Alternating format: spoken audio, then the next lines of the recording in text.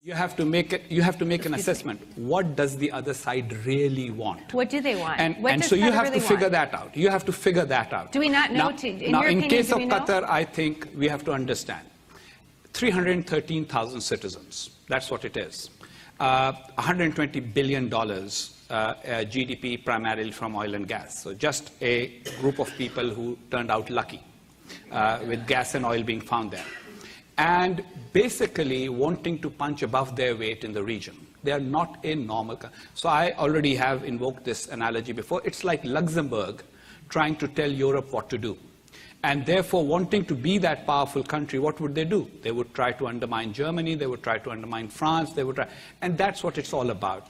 Align with Turkey to try and get a little bit of force because they can't have their own force. After all, with 313,000 people who are citizens, a large number of whom are children and women, you can't get a big army. So you then, and having an American base confers on them a feeling of power and a feeling of protection. And they do need to protect themselves, say, for example, against Iranian intentions, etc. But the other part of it is we need to have influence also against what are otherwise potential allies, Saudi Arabia, etc.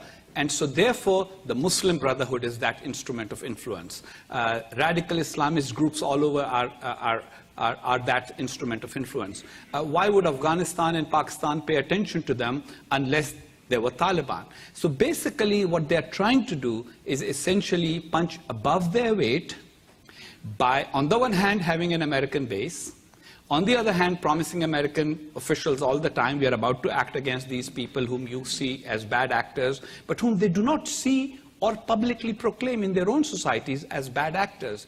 And then allowing that money to be used to put fires here and there, which they think, A, keep them relevant and important, and B, there are fires that are not going to engulf them because they